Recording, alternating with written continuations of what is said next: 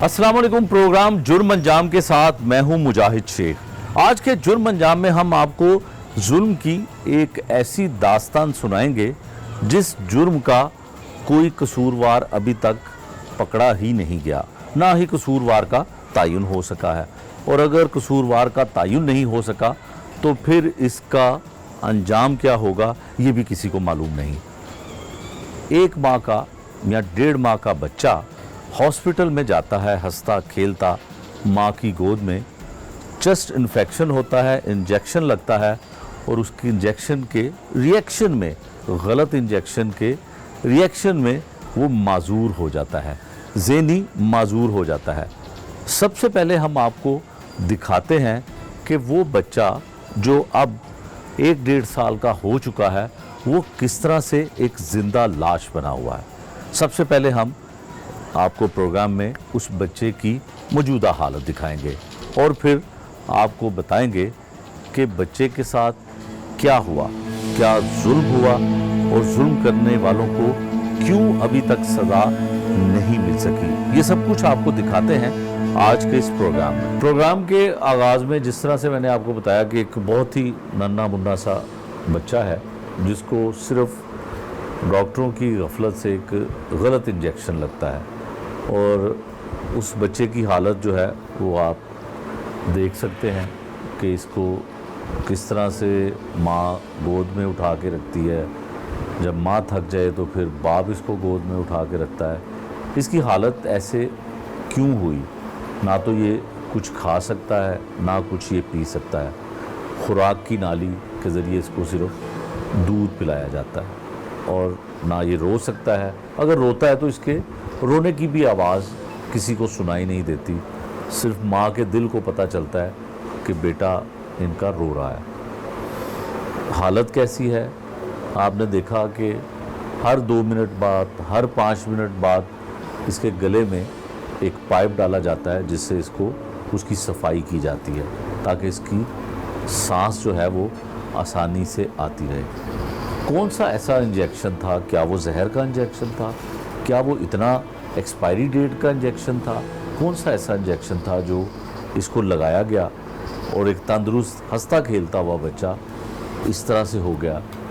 ज़िंदा तो है लेकिन ज़िंदा बच्चों की तरह कुछ नहीं कर पाता। ना उठकर बैठ सकता है, ना खेल सकता है, ना रो सकता है, ना बोल सकता है। यहाँ तक कि रोकर दूध की तलब भी नहीं कर सकता, भूख का इजहार भी नहीं कर सकता। माँ अपने अंदाजे से इसको दूध पिलाती है 2 घंटे के बाद, 3 घंटे के बाद। लाखों रुपए की रकम जो है वो इस पर लगाई जा चुकी है लेकिन पाकिस्तान में इसका इलाज करना मुमकिन नहीं है। पुलिस की जानिब से मुकदमे का अंदराज करने के लिए जो बच्चे का बाप है वो गया लेकिन पुलिस ने कहा कि ये आप इसके तरीक़ेकार को समझें कि ये बच्चा जो है ज़िंदा है। हम कैसे कह सकते हैं कि इसके ख़िलाफ़, डॉक्टरों के ख़िलाफ़ किस दफ़ात के तहत FIR दर्ज करें? ये मेडिकल डिपार्टमेंट के पास जाएं, उनको बताएं क्या कंप्लेन हुई। साल गुज़र गया, काफ़ी अर्सा गुज़र गया और अब तक इस बच्चे के बारे में ना तो डॉक्टर कुछ कर पा रहे हैं ना इसका कोई कानूनी हल निकल रहा है कि जिसने एक बहुत छोटे से मासूम बच्चे को ज़िंदा लाश बना दिया। इसका कसूरवार कौन है?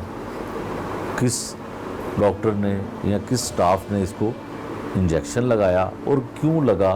क्या वाकई ही गफलत थी? लेकिन ये बच्चे की हालत देखकर किसी भी दर्द दिल रखने वाले के लिए यहाँ पे देखना इसको बड़ा नामुमकिन है। इस कमरे में हम बैठे हैं और यहाँ पे पंखा जो है वो चल रहा है और इसकी आवाज़ और शोर इसका ज़्यादा है क्योंकि इसको गर्मी में भी यहाँ पे नहीं रखा जा सकता अलग से और इसको तन्हा 10 मिनट के लिए भी नहीं छोड़ा जा सकता। घर वाले कहीं इसके साथ इसको ले जा के या इसको छोड़ कर कहीं नहीं जा सकते।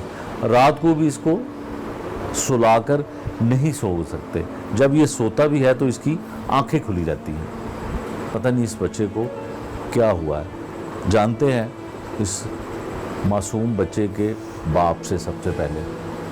क्या ऐसा गुनाह हुआ कि उनके बच्चे को इस तरह की तकलीफ़ मिली? क्या ऐसी तकलीफ़ थी जिसके लिए ये हॉस्पिटल गए और उनको ये सज़ा मिली? ये इनसे जानने की कोशिश करते हैं। भाई आप अपना नाम बताएं और ये बताएं कि इसकी उम्र कितनी है और क्या हुआ था, सारी ज़रा बात बताएं। मुझे पता है कि इसको देखा भी नहीं जा सकता, देखा भी नहीं जाता इसको, लेकिन क्या हुआ? मेरा नाम अली शेर है और ये मेरा बच्चा शामिर है।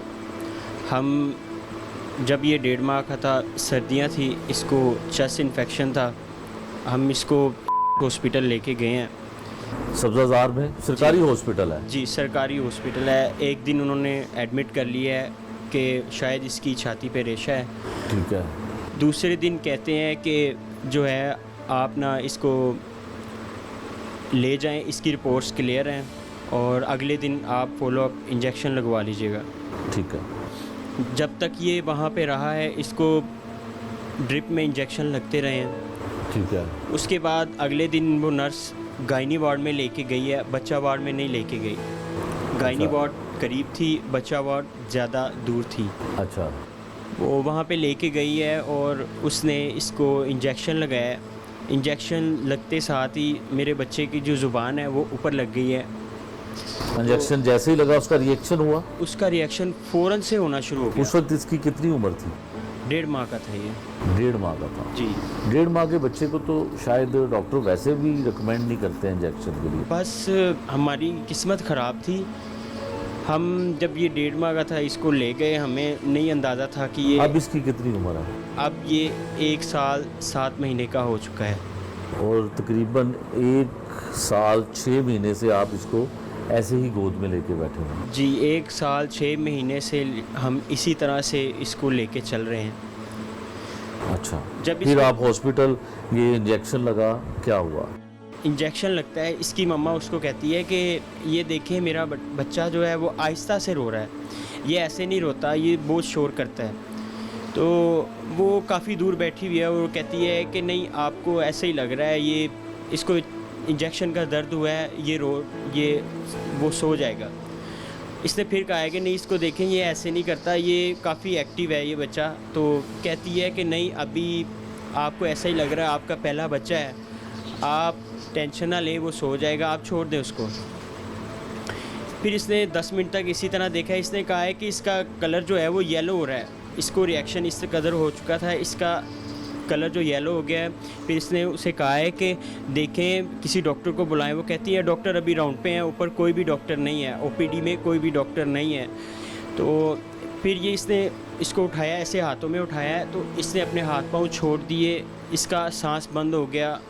ये खुद ही फिर नर्स को देने की बजाय खुद ही वहाँ से नीचे भागी है। उनके कैमरों में भी ये आया है, खुद ही ये नीचे लेके आई है उसको। वहाँ पे डॉक्टर नबीला सहर थी, उन्होंने बच्चे को पकड़ा और फिर इसकी सिचुएशन देखी, साथ में हमसे पेपर भी ले लिए जिस पे इंजेक्शन वगैरह लिखे हुए थे। ये कौन सा इंजेक्शन लगा है, कौन सा किससे इंजेक्शन? इसको रिएक्शन हुआ है, वो पेपर आपसे ले लिए इन्होंने? और इसको आप अंदर साथ थे उस वक्त? नहीं, अच्छा आप साथ थे। मैं ये हमारे करीबी है यहाँ पे ज़ाहिर है, इस घर से हॉस्पिटल। करीब है, माँ तो साथ। मैं वहाँ पे छोड़ के मैं घर आया था रेडी होने के लिए, ऑफिस जाने के लिए। अच्छा। उसके बाद ये वहाँ पे इसको 1 घंटा इसका दिल दबाते रहे अंदर, किसी तरह से इसको सांस आ जाए या इसका दिल चल सांस जाए। बंद हो गया था? जी बिल्कुल, सांस बंद हो गया था। फिर उसके बाद इसका दिल बिल्कुल नहीं चला। फिर उसके बाद वो कहती हैं कि इसको वेंटिलेटर की ज़रूरत है, हमें यहाँ से इसको चिल्ड्रन हॉस्पिटल लेके जाना पड़ेगा। इसके मुंह में उन्होंने एम्बो बैग लगा दिया और हाथ से वो दबाना शुरू हो गए।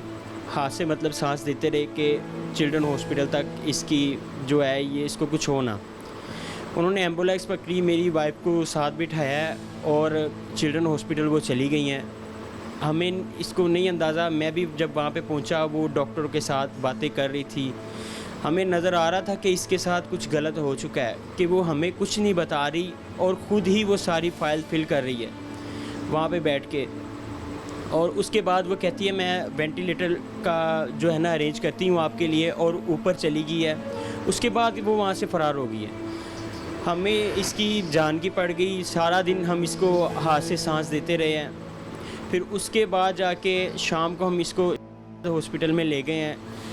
वहाँ पे ये 22 दिन तक इसी तरह से वेंटिलेटर पर रहा है। जब इंजेक्शन लगा था उस दिन इसके पैम्पर से इतना ब्लड आ रहा था, चर्बी आ रही थी, इसके हाथ पांव सूज गए थे, इसका मुंह इतना ज़्यादा मोटा हो गया था कि ये 1.5 माह का बच्चा नहीं था लग रहा, 1 साल का बच्चा लग रहा था। इसके ब्लड के लिए वहाँ पे जो है सैंपल लेने के लिए इसकी वेन नहीं थी मिलती, क्योंकि ये इतना फूल चुका था उस इंजेक्शन से कि यहाँ तक कि इसके सर में भी वो लगाते रहे हैं, वहाँ पे भी खून नहीं मिलता रहा। 22 दिन इसी तरह से इसके टेस्ट कर कर के ये थोड़ा सा होश में आया, फिर हमें पता चलता है इसका ब्रेन डैमेज हो चुका है, ये अब बच्चा माजूर हो चुका है। ओहो। उसके बाद हम इसको लेके आते हैं हॉस्पिटल के, इसको ठीक करवाएं या ये हमारा बच्चा जैसे था वैसे करें, इसको इसका इलाज करवाएं। मेरे पास अब कुछ नहीं बचा, मैंने जो था इस पे लगा लिया। वो कहते हैं कितने पैसे अब तक आपके इस पे लगे? मैंने अभी तक इस पे 27 लाख अलग से लगा लिया है जो मेरे पास था। मैं अब्बू का कैरी डिब्बा बेच दिया, मैंने अपनी गाड़ी बेच दी, मेरी YBR बाइक बिक गई, हमारी LED बिक गई, हमारा सोना बिक गया। इस तरह से क्योंकि 85,000 इसका 1 महीने का है, ये सरकारी हॉस्पिटल नहीं जा सकता बिल्कुल भी। और इस महीने मेरे पास कुछ भी बेचने के लिए नहीं है कि मैं इसकी जो नाली है वो साफ़ करवा सकूं। अभी इसकी नाली ब्लॉक हो चुकी है। चिल्ड्रन हॉस्पिटल में हमें 7-7 दिन वहाँ पे रहना पड़ता है और वहाँ पे इसकी तबीयत और ख़राब हो जाती है। वहाँ पे बच्चे सेहतयाब होते हैं और वो इसको भी तंग करते हैं। हर वक्त इसकी मम्मा वहाँ पे नहीं रह सकती इसके साथ। अगर वो वॉशरूम भी जाती है, कुछ बच्चे इसकी नाली छेड़ देते हैं। इस तरह से वहाँ पे तो ये बिल्कुल भी ठीक नहीं रहता। और वहाँ पे हर जगह ये मशीन नहीं लग सकती क्योंकि हर 5 मिनट बाद इसकी सक्शन करनी पड़ती है। इसके जो मुंह का पानी है वो सांस की नाली में आ जाता है और तब तक इसको तकलीफ़ होती है जब तक हम निकाल नहीं सकते। इसको सांस नहीं आता, हम देखते रहते हैं सारी रात। मैं 4 बजे तक जागता हूँ इसी तरह से इसको सुलाने के लिए कि कुछ 1 घंटा ये सो जाए। लेकिन जब भी इसके सक्शन आ जाती है तो ये फिर फ़ौरन से उठ जाता है। और कभी कभी ऐसा होता है कि सारी रात इसकी सक्शन आती रहती है और मैंने बैठ के करते रहना है कि किसी तरह से ये सोता रहे, लेकिन ये फिर भी नहीं सोता। अक्सर 3-3 दिन ये नहीं सोता। सक्शन अगर हम इसकी ना करें तो इसके होंठ जो है वो नीले हो जाते हैं। हम इसी तरह से 1.5 साल से हमारा बच्चा इसी अजियत में है। ऐसा बच्चा हमने फ़िल्मों में भी नहीं देखा। मैंने वो लास्ट दिन था इसको हंसते हुए देखा था जब ये 1.5 माह का था। उसके बाद मुझे नहीं पता चलता ये रो रहा है या हंस रहा है, बस आंसुओं से हमें पता चल जाता है कि ये रो रहा है। इसकी आंखें इसी तरह से स्टिल है, इसके अंदर कचरा आ जाता है, वो इसी तरह से पड़ा रहता है। हमें पता चलता है क्योंकि इसकी आंख से आंसू आ जाता है, लेकिन ये नहीं पता चलता कि कचरे की वजह से आ रहा है, इसको कोई चीज़ काटी है, हमें ये पता नहीं चलता जल्दी। इसका अच्छा ये बताएं कि क्या हुआ जिन्होंने ये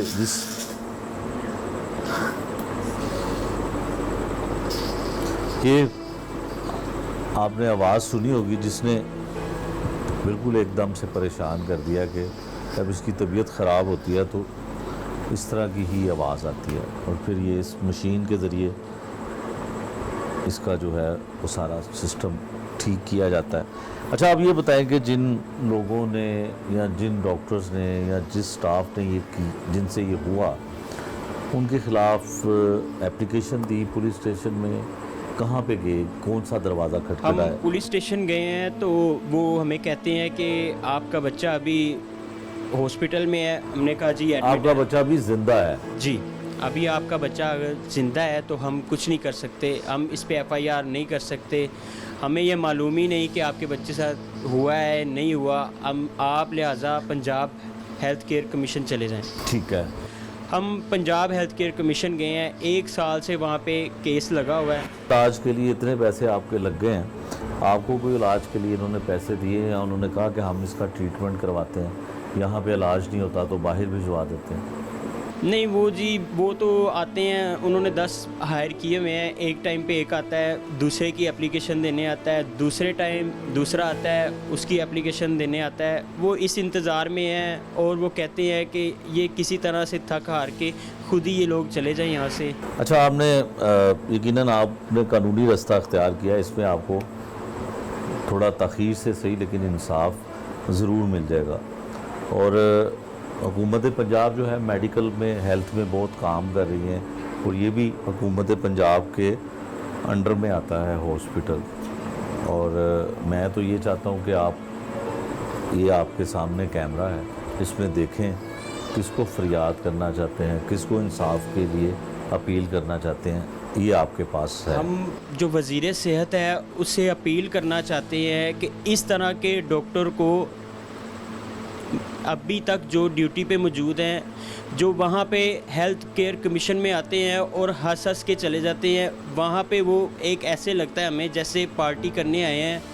उन पे कोई प्रेशर नहीं है, अभी तक वो अपनी जॉब पे स्टिल मौजूद है। हम जलील हो रहे हैं, हमारा बच्चा अभी तक इसी अजियत में है। हम ये चाहते हैं कि हमारे बच्चे का इलाज हो, किसी तरह से ये बच्चा अजियत से निकल जाए। मैंने अपना सब कुछ बेच दिया है, लेकिन मेरा बच्चा अभी भी ठीक नहीं हो पा रहा।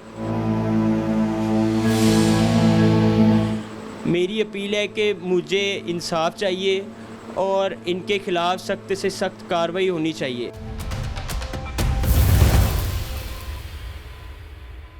तकरीबन 1 साल का है शामीर। आपने देखा कि एक माँ उसको किस तरह से उसकी देखभाल कर रही है, दिन हो या रात हो, उसकी देखभाल में ही माँ लगी हुई है। अब थोड़ा सा इस माँ से भी उसका दुख, उसकी तकलीफ़ जानते हैं, क्योंकि हॉस्पिटल में लेके जाने वाली माँ थी, वालिद बाद में आया। और उस वक्त क्या हुआ, क्या बच्चा वाकई हंस खेल रहा था, खुश था, तबीयत थोड़ी बहुत बच्चे की ख़राब थी, जब हॉस्पिटल गया तो कौन सा ऐसा इलाज था, कौन सा ऐसा इंजेक्शन था, किस तरह से हुआ, ये माँ चूँकि अपनी आँखों से देखती रही सब कुछ, बच्चे को ठीक करवाने गई, लेकिन जिस हालत में लेके आई वो आप देख सकते हैं। हम स्क्रीन पर ये भी दिखा रहे हैं कि बच्चा पहले कैसा था और इंजेक्शन लगने के बाद कैसा हुआ। बहन, आप बताइएगा कि क्या हुआ जब आप हॉस्पिटल गई। आपके शोहर ने तो बताया, तो आप खुद गई थी हॉस्पिटल, किस तरह से बात शुरू हुई कि बच्चे का ट्रीटमेंट करना है तो उसको इमरजेंसी में ले जाएं, या इमरजेंसी नहीं है तो बच्चों का वार्ड होता है वहाँ ले जाएं? क्यों ले जाया गया इसको गायनी में, और कौन सा इंजेक्शन था आपके सामने लगा? इंजेक्शन मेरे सामने नहीं लगा था।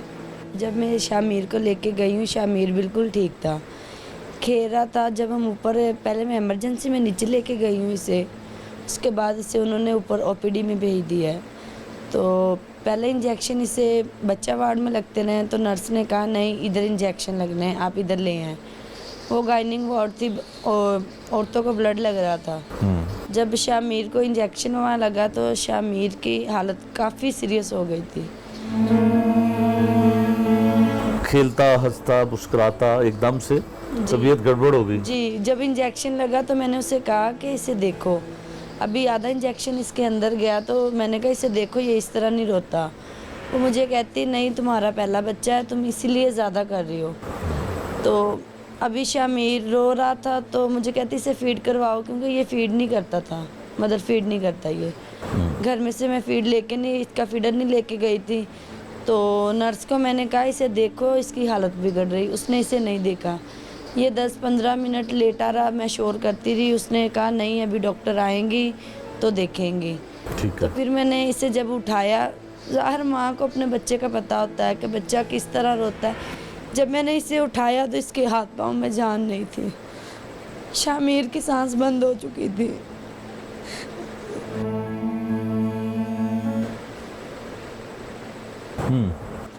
उधर से मैंने इसे उठाया और नीचे इमरजेंसी में लेके भागी हूँ।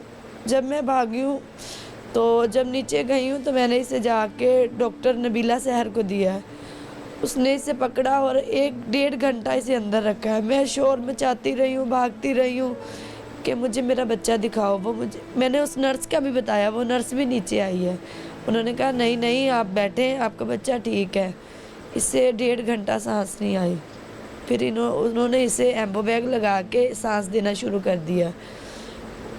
इससे फिर भी सांस बहुत कम आना शुरू हुई। उन्होंने कहा इसे चिल्ड्रन लेके जाना है, कि वहाँ पे इसके पापा नहीं थे तो मुझे इस चीज़ का नहीं पता था, क्योंकि मैं इधर, मुझे ना घर से किसी को पता था कि इसे इंजेक्शन लग गया गलत। वहाँ से हम लोग मैंने मोहल्ले का किसी को देखा तो मैंने उससे कहा हमारे घर में बताओ कि शामिर को इंजेक्शन लग गया है। तो हमें चिल्ड्रन रेफर कर दिया। चिल्ड्रन में हम लोग गए हैं तो वहाँ जाके उन्होंने इसे कहा कि हम लोगों ने तो वो पंप छोड़ दिया, शामिर ठीक हो जाएगा। उन्होंने कहा ये पंप के साथ इसे सांस आना, नहीं तो इसे सांस नहीं आना। सारा दिन मेरे ससुराल वाले, सारा दिन हम लोग इसे पंप से सांस देते रहे। डॉक्टर नबीला शहर से मैं पूछती रही इसे क्या हुआ, वो कहती नहीं इसने 1-2 दिन में ठीक हो जाना है, आप टेंशन ना लें। उसके बाद वो वहाँ से मुझे कहती मैं वेंटिलेटर लेने जा रही हूँ, वो फ़रार होगी। मैंने उसे कहा कि मेरे बच्चे के साथ गलत हुआ है, क्योंकि मेरा बच्चा खेलता हुआ मैं लेके गई हूँ। तो मेरा बच्चा अभी कोई, जब मैंने इसका पहला पैम्पर चेंज किया बीच में से इतनी चर्बी आई है, फिर भी हम लोगों ने नहीं तवज्जो दी। हमने कहा अभी शामिर को होश आ जाएगी। पूरा दिन हम इसे पंप से सांस देते रहे। वहाँ पे एक बेड पे 5-5 बच्चे थे। वहाँ पे हम लोग इसे सांस नहीं दे सकते। वहाँ से लेके हम लोग इसे शेख ज़ैद में चले गए। शेख ज़ैद में भी हमें डॉक्टरों ने नहीं बताया इसे क्या हुआ है। वो इसके ब्लड टेस्ट करते रहे, इसका जिस्म सूजना शुरू हो गया, ब्लड आना शुरू हो गया। 22 दिन ये वहाँ पे भी रहा है। तो उन्होंने कहा है कि आपके बेटे को सांस वाली नाली डालनी है तो आपका बेटा ठीक हो जाएगा। जब उन्होंने भी ऑपरेट कर लिया तो उसके बाद उन्होंने हमें बताया कि आपके बच्चे का दिमाग अनकंट्रोल हो गया, कि आप ये माजूर हो गया है, इसकी ज़हनी तौर पे माजूर हो गया, ये अपने हाथ पाँव नहीं उठा सकता, आपने इसे खुद ही संभालना है जब तक इसकी ज़िंदगी है। क्योंकि अगर वो भी डॉक्टर होते वो हमें बताते तो ज़रूर इसे क्या मसला हुआ। उन्होंने भी हमें ना इसका बताया। तब से लेके उन्होंने हमें कहा कि आप अब इसे घर ले जाएं, क्योंकि ये हम इधर नहीं रह सकता, इधर से बीमारी इसे कैच कर रही है। जब आप इसको घर में कितना टाइम उठाती हैं, किस तरह से करती हैं, घर का काम कैसे करती हैं, खुद आराम कैसे करती हैं, क्या करती हैं? खुद आराम तो बहुत दूर की बात, हमने तो सो के भी नहीं देखा जब से ये बीमार है। सारा दिन सारी रात हमारा बच्चा इसी तरह रहता है। माँ देखा नहीं जाता, दिल से ही होता है कि इसे भूख लग गई है, खुद ही पता चलता है ये रो रहा है। बस एक अंदाज़ा है जो माँ को अल्लाह ने पता नहीं दिया हुआ है, सब्र है। बस इसी तरह इसे देखती हूँ। घर का काम इसके पापा ने आना है तो करना है, नहीं तो घर का काम पर कभी खाना भी नहीं टाइम से खाना, क्योंकि बच्चे को छोड़ नहीं सकती। इसको कितनी देर आप लिटा सकती हैं या कितनी देर ये सोता है? इससे मैं जब लिटाती हूँ तो इससे फिर सोना शुरू हो जाते हैं, फिर ये रोता है जब लिटाते ही? जी, ये रोना इसके काबू में नहीं रहते, इसके हाथ नहीं रहते, पाँव नहीं, फिर ये रोता है। फिर उठा लेती हूँ, सारा दिन भी गोद में उठा के बैठी रहती हूँ। कभी लिटा देती हूँ, कभी उठा लेती हूँ, कभी बच्चे घर में किसी को कह देती हूँ अगर बाहर जाना हो या अगर कोई चीज़ वगैरह खानी हो तो किसी को बुला के तो फिर इसे इस तरह करती हूँ ट्रीट। अभी तो आदत हो गई है, क्योंकि ज़ाहिर माँ बाप तो नहीं अपने बच्चे को छोड़ सकते। इसके इलाज के लिए घर की हर चीज़ बेच दी कि इसकी तकलीफ़ दूर हो जाए, पर हम इसकी तकलीफ़ दूर नहीं कर सके, क्योंकि किसी डॉक्टर के पास जाएं वो सबसे पहले कहते हैं पहले पैसे, तो फिर बच्चे को देखते हैं। अच्छा ये बताएं कि इतना मुश्किल वक्त आप गुजार रही हैं, बच्चे को हर वक्त उठाए रखना, हर वक्त बैठाए रखना, है तो औलाद, दिल तो नहीं करता, थक जाती होंगी, उकता तो जाती होंगी? नहीं, बस उकता भी जाऊं या थक जाऊं फिर भी माँ हूं, नहीं छोड़ सकती। भाई मेरे की डेथ हुई है 3 महीने पहले, वहाँ पे भी नहीं जा सकती। अब्बू बीमार हैं, वहाँ पे भी नहीं जा सकती। 2 साल हो गए हैं अपने बच्चे को लेके। बस यही सोचती हूँ कि पता नहीं यही थी मेरी एक गलती की वजह से मेरे बच्चे की ये हालत हो गई। आपकी तो कोई गलती नहीं, मेरी गलती ये थी, मैं इसे लेके गई वहाँ पे। आप तो इलाज के लिए लेके गए। मुझे नहीं पता था कि इलाज की जगह से मेरे बच्चे की ये हालत हो गई। इसके खेलते की, दूध पीते की, हर चीज़ हमारे पास है। अब डॉक्टर्स कहते हैं इसे पहले दिमाग का मसला था। अगर इसे दिमाग का मसला था तो वो हॉस्पिटल वालों ने इसे एडमिट किया, ये वहाँ पे रहा। उसके उनके घर कैमरे में भी है, हमारे पास भी है। पहले ये क्या था तो अब ये क्या है। अच्छा, आप ये बताएं कि इलाज मुआवजा यकीनन आप करवा रहे हैं, घर की चीज़ें बेच रहे हैं, सब कुछ कर रहे हैं, आसानी से हो रहा है? अभी चीज़ें हैं और बेचने के लिए? नहीं, अब तो कुछ भी नहीं। अब तो अपना आप बेच के भी हम लोग कुछ नहीं कर सकते इस बच्चे के लिए। घर के उसके पापा की जॉब छूट गई, उन्होंने अपने घर अपने अब्बू का कैरी डिब्बा बेच दिया। इतना कर्जा सर पे आ गया। अब तो इतना नहीं है कि हम लोग इसका दूध ही पूरा कर लें, फीड, क्योंकि ये डिब्बे का दूध पीता है। दूसरा दूध इसकी एनजी से गुजरता नहीं है। डिब्बे का दूध डॉक्टरों ने इसे लगाया हुआ है। इसके अनकंट्रोल है।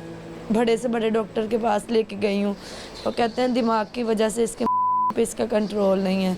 दिन में 20 पैम्पर 10 पैम्पर वो चेंज करने होते हैं इसके। गर्मी की वजह से पहले तो ये नीचे थे हम लोग, तो ये इधर एसी था, तो इस दफ़ा एसी नहीं है तो मेरे बच्चे की इतनी बुरी हालत है, गर्मी में उससे रहा नहीं जाता। एसी क्यों नहीं है? बेच दिया सब कुछ हमने, क्योंकि इसकी तकलीफ़ कम हो जाए।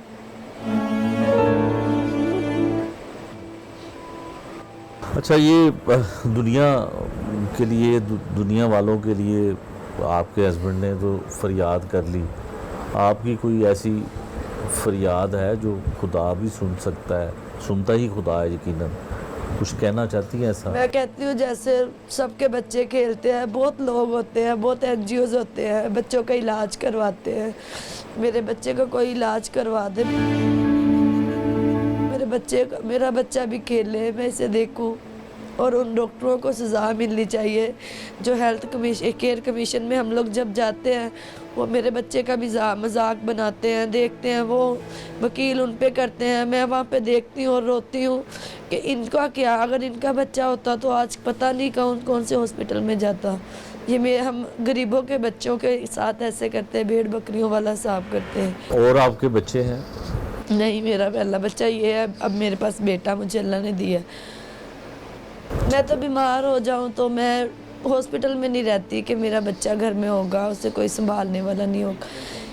छुट्टियां करने की वजह से इसके पापा की सारी जॉब चली गई हैं, उनके पास कोई काम नहीं रह गया। वो खुद डिज़ाइनर थे, अब वो घर में बैठ के कुछ ना कुछ करते रहते हैं कि हम लोग इसके, फिर भी हमारे ऊपर कर्जा आता रहता है। बिल्कुल ठीक है।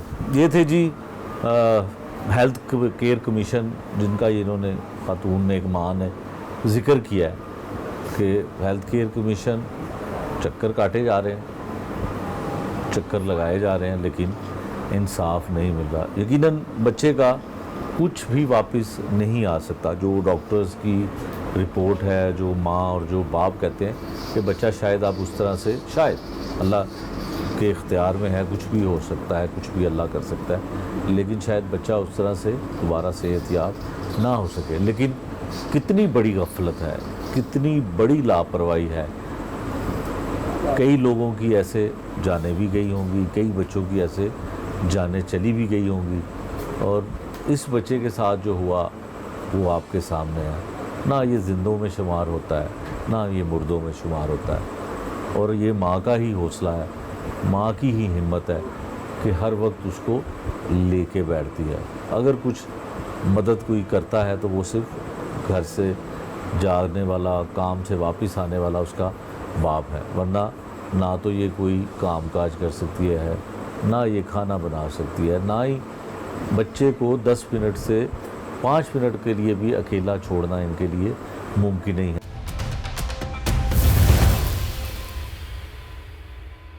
इस बच्चे को ऐसी क्या बीमारी हुई, इस बच्चे को कौन सा ऐसा इंजेक्शन लगा जिसकी वजह से ये ज़हनी माजूर हो गया। इसके बारे में आप और मैं कुछ नहीं जानते, यकीनन उसके वालिदैन को भी नहीं पता कि कौन सा ऐसा इंजेक्शन है जो इतना रिएक्शन हुआ कि बच्चा ज़हनी तौर पे माजूर हो गया। किसी भी डॉक्टर या किसी भी मेडिकल एक्सपर्ट की ज़ुबानी जानने की कोशिश करते हैं कि ऐसी कौन सी दवाई, ऐसा कौन सा इंजेक्शन हो सकता है जिससे ये बच्चा पैरालाइज हो गया। मैं डॉक्टर सुंबल अफजल हूँ। मैं इस रेफरेंस से थोड़ी सी इन्फॉर्मेशन आपको देना चाहूँगी। उस बच्चे का केस मैंने स्टडी किया है। वो बच्चे की जो एज थी 1.5 मंथ, उस पर शायद उसको आफ्टर बर्थ नमूनिया का अटैक हुआ था, जिस पे घर वाले उसको हॉस्पिटल लेके गए कि उसको कुछ एंटीबायोटिक्स लगनी थी। अब वहाँ पे जो स्टाफ था उसने उसको इंजेक्शन लगाया, जिसके बाद बच्चे को रिएक्शन हो गया और उसके बाद वो बेचारा बिल्कुल उसका CPR करना पड़ा, उसको ETT पास करनी पड़ी, उसकी बिल्कुल वो पल्सलेस, BPलेस हो गया, ब्रेथलेस हो गया और इमीडिएट रिससिटेशन के बाद वो सर्वाइव कर पाया और उसको मल्टीपल लाइफ सेविंग ड्रग्स देनी पड़ी, जिसकी हेल्प से बेबी कॉन्शियस तो हो गया मगर मल्टीपल ट्रॉमास का शिकार हो गया। इसमें मैं सबसे पहली बात पेरेंट्स के साथ जो करना चाहूँगी वो ये है कि देखिए, आपको अगर कोई सजेस्ट करता है इतने न्यूबॉर्न बेबीज़ में मेडिसिन, तो सबसे पहले आपका फ़र्ज़ बनता है कि आप देखें कि आप ये इंजेक्शंस जो लगवा रहे हैं वो कितने सेफ़ हैं बच्चे को। मतलब अगर डॉक्टर ने प्रिस्क्राइब किए हैं तो जिस सेंटर पे आप जा रहे हैं वो कितना ऑथेंटिक है, आइदर वहाँ का अमला ट्रेंड है, वेल क्वालिफाइड है, वो इन चीज़ों से अवेयर है। क्योंकि मुझे जो इस केस में पॉसिबिलिटी नज़र आती है वो 2-3 चीज़ों की नेग्लिजेंस भी हो सकती है, रिएक्शन भी हो सकता है, मिसमैनेजमेंट भी हो सकती है। जैसे कि जब आप इतने न्यूबॉर्न बेबी को हैंडल करते हो, उसको IV लगाते हो, तो इसमें सबसे पहले रोल जो आ जाता है वो आता है स्टाफ का। स्टाफ को सबसे पहले मेडिसिन की एक्सपायरी देखनी है, डेट ऑफ मैन्युफैक्चरिंग देखनी है, देखना है आइदर इस बच्चे की अकॉर्डिंगली इसकी डोज कितनी होनी चाहिए। उसके बाद उस स्टाफ को पेरेंट्स से सबसे पहले हिस्ट्री लेनी है कि आइदर इस बच्चे को कोई एलर्जिक तो नहीं है, कोई उसको रिएक्शन तो नहीं बाय बर्थ हो चुका, किसी मेडिसिन से या किसी चीज़ से भी वो रिएक्शन तो नहीं डेवलप कर चुका। क्योंकि बहुत सी एंटीबायोटिक ऐसी भी हैं जिससे बच्चे को रिएक्शन डेवलप होता है और हम पेरेंट्स को बता देते हैं कि नेक्स्ट टाइम आपने प्रिकॉशन यूज़ करनी है, ये वाली मेडिसिन यूज़ नहीं करनी। तो सबसे पहले बेबी को इंजेक्शन लगाने से पहले स्टाफ का काम है कि वो पेरेंट्स से हिस्ट्री ले, प्रॉपर इंफॉर्मेशन ले, फिर उसके मुताबिक वो प्रिस्क्राइब की हुई मेडिसिन को according to body weight dose देखे और फिर एक्सपायरी डेट देखे और उसके बाद आफ्टर टेस्ट डोज बच्चे को बहुत ही डाइल्यूटेड फॉर्म में एंटीबायोटिक स्टार्ट करे और इससे पहले वो पेरेंट्स को इन्फॉर्म करे कि अगर खुदा ना खास्ता किसी भी एलर्जिक रिएक्शन से बच्चा सफ़र करे तो इमीडिएटली सबसे पहले मेडिसिन स्टॉप कर दें। फिर आप फ़ौरन कॉल फॉर हेल्प कहते हैं हम इसको, कि फ़ौरन स्टाफ या नियर बाई डॉक्टर को बुलाएं, क्योंकि ये रिएक्शन बॉडी आपकी पूरी लाइफ को डिस्ट्रॉय कर सकते हैं। जिस तरह के ये बच्चे ने एक हंसती खेलती फैमिली अब बिल्कुल एक डिप्रेशन का शिकार हो गई है। मैं इस पेरेंट की इमोशनली अंडरस्टैंड कर सकती हूँ कि वो किस कैफियत से गुजर रहे होंगे, उनके दिल के क्या जज्बात होंगे, क्योंकि बच्चा एक हंसता खेलता बच्चा एकदम से इस कंडीशन में सफ़र कर जाए और उसके बाद एक पेरेंट्स का पूरा लाइफ का इम्तहान शुरू हो जाता है। Multiple doctor, multiple visit, multiple medicine, और जो इस बच्चे की कंडीशन है इसके हिसाब से तो ये बेचारा बच्चा CP चाइल्ड लग रहा है, यानी कि वो खुद सांस लेना भी उसके लिए प्रॉब्लम है। माँ बाप को NG पास करके फीडिंग देनी पड़ती है, पेरेंट्स को उसकी एस्पिरेशंस को रिमूव करके उसकी ब्रीदिंग को नॉर्मल करना पड़ता है। यानी माँ बाप मल्टीपल इम्तहान से गुजर रहे हैं इस बच्चे की परवरिश में, बजाय इसके कि वो एक हेल्दी लाइफ गुजारता, उसको उसके पेरेंट्स को सफरिंग को फेस करना पड़ रहा है। मगर इन सब चीज़ों के पीछे जो बैकग्राउंड है उसमें मैं यही कहना चाह रही हूँ कि ये चीज़ों को उससे बचा जा सकता है। इन चीज़ों से आप अपने बच्चे को, अपनी फैमिली को बचा सकते हैं, सिर्फ कुछ प्रिकॉशंस।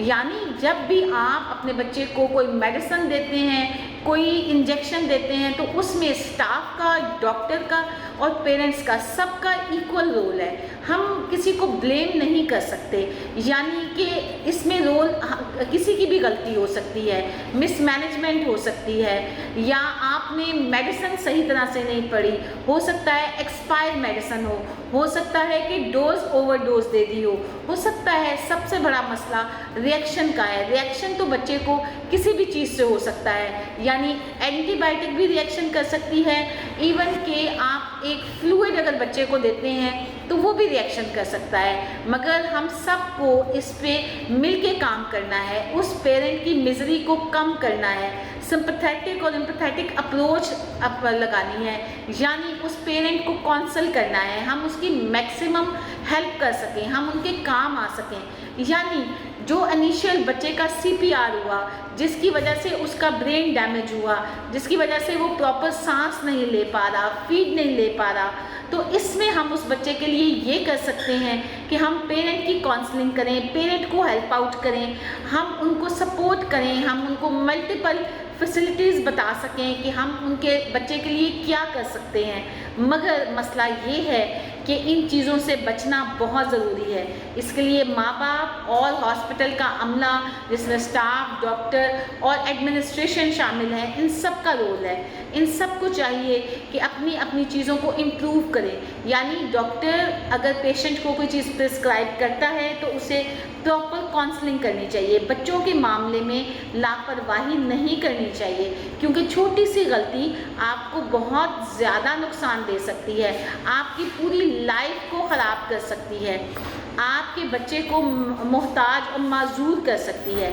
इन सब चीज़ों से बचने के लिए बहुत ज़रूरी है कि आप भी अपने आप को एजुकेट और करें, ताकि आपको बेसिक चीज़ों का पता चले। और आप जिन लोगों के ट्रस्ट कर रहे हैं, जिन हॉस्पिटल्स में, क्लिनिक्स पे आप विज़िट कर रहे हैं, आप एक दफ़ा उनकी भी चीज़ों को रिव्यू कर लें, ताकि आपको पता चल जाए कि आप सेफ हैंड में हैं। इसके अलावा हमें भी चाहिए कि हम अपने स्टाफ की ट्रेनिंग करें, उनको गाइडलाइन से अपडेट करें, जो रिसेंट प्रोटोकॉल्स हैं उनसे उनको अवेयर कर सकें, ताकि किसी भी किस्म के रिएक्शन की सूरत में बच्चे को या बड़े बच्चे को बचाया जा सके, और जो भी कॉम्प्लिकेशन डेवलप होती हैं उनसे बच्चे बच सकें। क्योंकि हमारे मुल्क में एंटीबायोटिक का इस्तेमाल बहुत गैर ज़रूरी हो रहा है। हमारा बच्चा ज़रा सा बीमार होता है, ज़रा सी इन्फेक्शन होती है, इसमें बहुत रोल पेरेंट्स का भी है। मैं एज अ गायनेकोलॉजिस्ट जब भी डिलीवरी करती हूँ, चाहे सिजेरियन हो या नॉर्मल डिलीवरी हो, मैं माँ को एजुकेट करती हूँ कि प्लीज़ आप इसको ब्रेस्ट फीडिंग करवाएं, आप इसको बच्चे को अपना दूध पिलाएं, क्योंकि माँ का दूध का कोई नेमुल बदल नहीं है। इससे बच्चा हज़ारों बीमारियों से बच जाता है। नमूनिया, जैसे इस बच्चे ने नमूनिया की वजह से सफ़र किया। नमूनिया एक ऐसी बीमारी है, अगर अर्ली एज में मदर अपनी बेबी को प्रॉपर फीड करवाती है तो आपके दूध में, मदर के दूध में एंटीबायोटिक्स होती हैं, इम्यूनोग्लोबुलिन्स होती हैं, जो बच्चे को इन्फेक्शन से बचा सकती हैं। तो आपका बच्चा 70 to 80% बीमारियों से बच जाता है, उसे डॉक्टरों के चक्कर लगाने नहीं पड़ते, आपकी फीड से ही वो चीज़ों से महफूज रह सकता है। इसके अलावा बहुत ज़रूरी है कि हम अपने बच्चों को पैदाइश से पहले और पैदाइश के बाद हिफाजती टीके लगवा सकें, क्योंकि जो भी वैक्सीनेशन हमारा शेड्यूल है गवर्नमेंट का, उसमें नमूनिया, हेपेटाइटिस, जॉइंडर्स, इन सब चीज़ों की प्रिवेंशन के लिए प्रॉपर वैक्सीन्स हैं, और वैक्सीनेशन से भी बच्चे बहुत सारी बीमारियों से बच जाते हैं।